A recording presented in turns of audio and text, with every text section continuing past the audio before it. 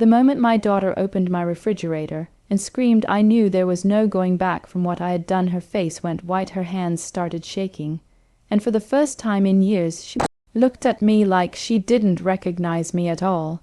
This was the same daughter who had taken my entire pension without asking, booked herself a luxury trip, and told me I should be happy for her. So tell me honestly, before you judge me too harshly, was I wrong for teaching her a lesson she would never forget, or would you have done the same thing in my place? I'm a 62-year-old woman, and for most of my life I did everything I was supposed to do. I worked, I saved, I sacrificed, and I raised my daughter alone after her father walked out when she was just 5.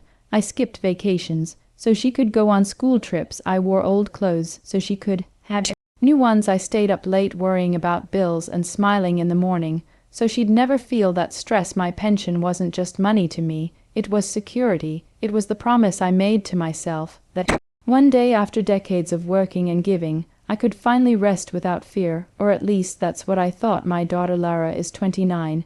Now she's smart, confident, and always believed she deserved more out of life. Growing up, I encouraged her dreams. I wanted her to aim high. But somewhere along the way, ambition turned into entitlement. Lara hated the idea of settling. She jumped from job to job, always saying her bosses didn't recognize her talent. She loved expensive things, designer bags, fancy restaurants, and posting photos online that made it look like she lived a glamorous life.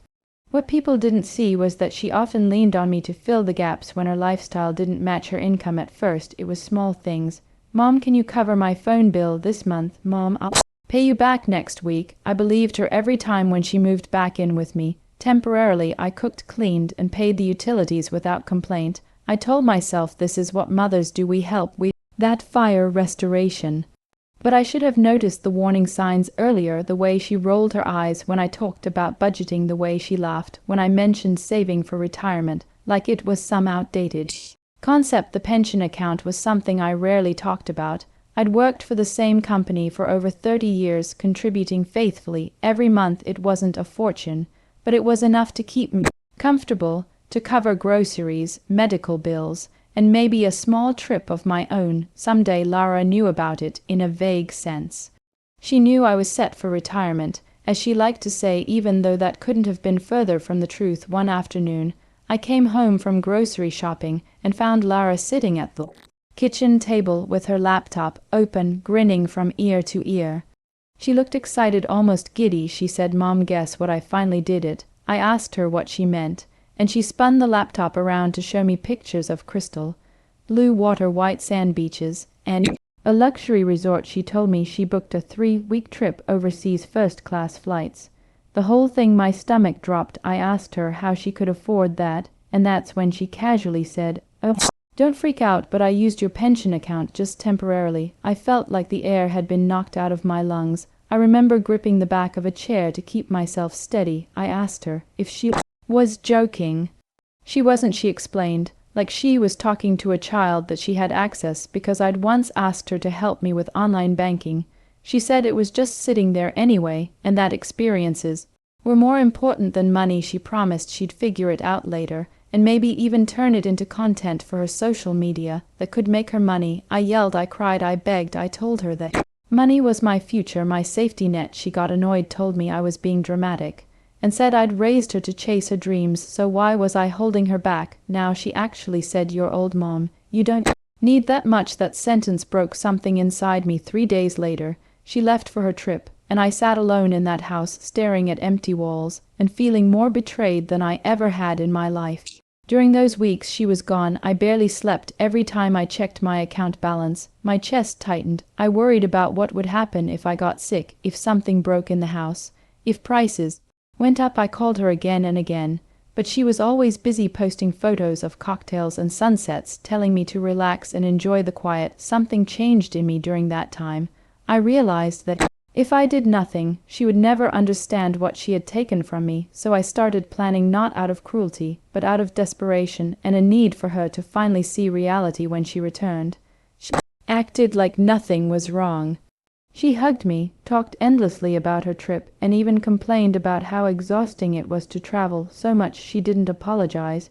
She didn't even ask how I'd been managing. That's when I knew talking wouldn't work. I decided to give her a taste of what it feels like to have your security ripped away without warning. I stopped buying groceries the way I used to.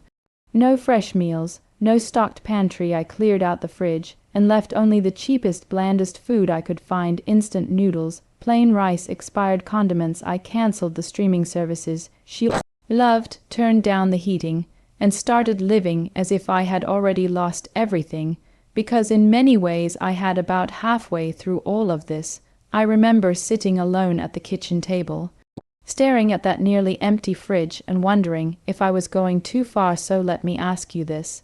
If your own child took the money you needed to survive and didn't even feel sorry, would you just forgive and forget, or would you try to show them the consequences before it was too late? Before I tell you what happened next, pause for a moment and tell me honestly in the comments what you would have done. In my shoes, the day of the scream came sooner than I expected. Lara came home late, complaining about being hungry. She marched to the fridge, yanked the door open, and then it happened. She screamed loud and sharp, like she'd seen something horrifying.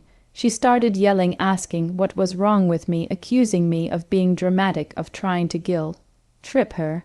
I stayed calm. I told her this was my reality now. I told her that without my pension, this was all I could afford. No extras, no comfort, just survival. She laughed at first, thinking I was exaggerating.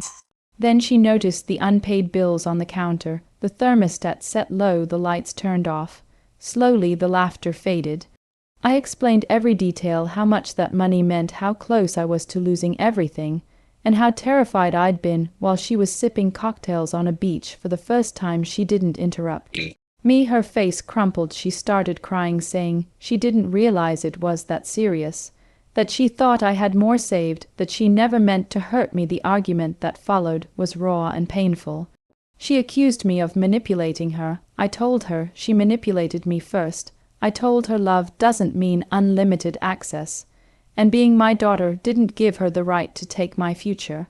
Something finally clicked the next day. She called the bank with me, set up a repayment plan, and even sold some of the things she bought on her trip to start paying me back. It wasn't instant, it wasn't easy, but it was real. The aftermath hasn't been perfect. Our relationship is different now. There's a distance that wasn't there before, but there's also honesty. She moved out, got a stable job, and started budgeting for the first time in her life. I learned that boundaries aren't cruel.